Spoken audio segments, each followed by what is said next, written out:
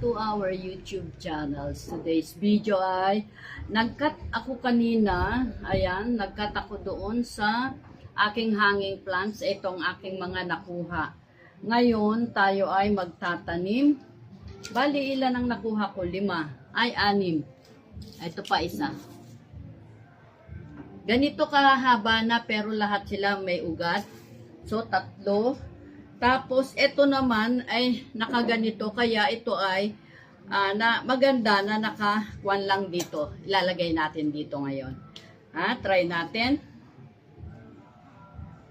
Ay, ilan ang nakuha ko? Hindi lang pala 1, 2, 3, 4, 6 nga. 6 ang nakuha natin.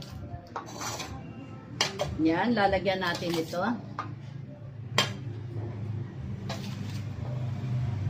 Dry na dry ang ating soil. Pero ito, iaayos natin dito para maging maganda. Kailangan maganda ang pagkatanim. Siguro 2 ang pwede nating lagyan. Kagaya nito, isa na ito Ito, isa pa rin yan. So, gagawin natin to. Ilan ang lalagyan natin ng ganito? Para dumami ang ating enjoy. Ganito ang gawin natin. So, nakat na natin galing doon sa sa hanging plants. And then, puro ugat yan, nakita nyo. Yan ang ating itatanim. Ipaiikot natin siya. Ayan. Ganyan natin siya gawin. And then, lagyan natin siya ng soil. Yung soil na ginawa ko dito ay yung used soil na nawalan ng mga halaman. At nilagyan ko siya ng eggshell, na crushed eggshell. Nilagyan ko ng carbonized rice hull. Yun yung mga old soil na dati. Kaya yan. Yan, nakita nyo, ingat na ingat tayo para hindi masira yung kanyang dahon. Pero kailangan yan, malagyan hanggang loob yung kanyang puno. Kasi mababaw lang ang ating kwan dito. Ayan, binitawan ko. Mababaw lang kasi ang ugat niya napaka hindi pwedeng ilalim masyado. Ngayon, lalagyan natin yung ilalim na ganon.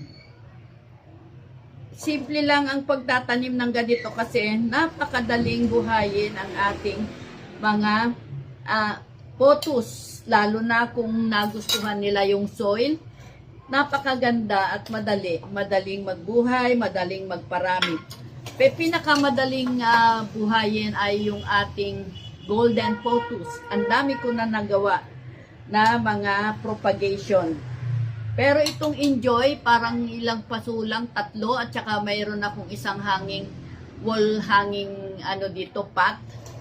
Yon. Ngayon lang ito nagkaroon ng ganito ka-boom at busy. Busy and last ang aking enjoy. Dati yan kasi talagang medyo yan. Nagmamasi siya pero hindi naman siya laging nadidiligan. Lalagyan natin itong yung loob-loob niyan, talagang lalagyan natin para pagka nadiligan natin at lalalim siya, babaon yung kanyang ugat. Para mabuhay natin siya, ayan, lalagyan natin talaga ng soil na papatungan. Papatungan natin talaga. Ayan, yung ilalim yan yung nilalagyan ko yung ilalim. Kasi para talagang yung kanyang ugat, ayan. Ayan, nakita nyo? Diba, akala nyo, busing-busi na siya, diba? O, ayan.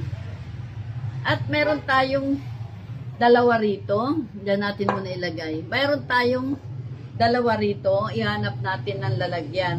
Kailangan ito pagsamahin na rin natin para maging maganda. Ayan, teka.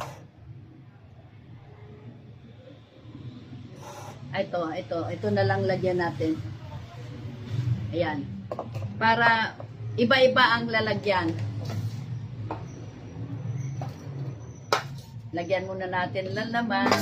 So, 2 klase itong pot na ginamit natin. Yung isa. Yan, 2 yan. Pagtatabihin natin para hindi siya malungkot, kailangan may kasama siya. Ayan. Lalagay natin dito. Hahawakan ko ng light lang. Hindi pwedeng hawak na mahigpit kasi baka maputol ang dahon. Ayan.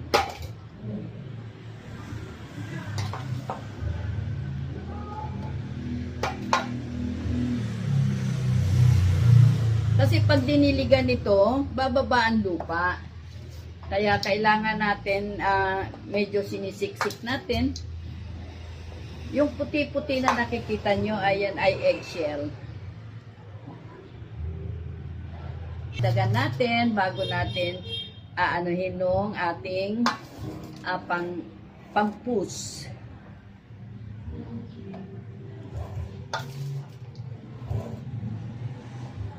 At titignan natin to year 2025, tingnan natin kung sino ang mas mabilis lumaki, mabilis na magkaroon ng suwi.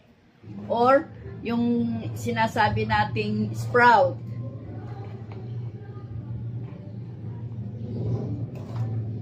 Yan. Kasi pag diniligan to, bababa ang lupa. Ay, yung mga hanging plants ko dyan na nakikita nyo, lahat halos yan mababa na ang lupa. Kaya kailangan natin talagang maglagay ng lupa. Next year, gagawin ko yun ng paraan. Kasi wala tayong lupa ngayon, pinag-iigi lang natin kung anong mayroon tayong stock. Ubus na yung ating stock. Yan. So, ayan, nakita nyo, dalawa ang ating ginawa ngayon. Ayan, oh. Nakita nyo yan. Yung iba ilalagay ko doon sa trailings.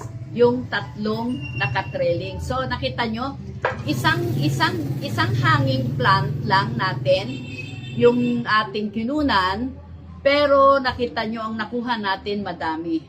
Ayan, 6 na piraso yung nakuha natin. Ngayon, meron tayong 3 rito.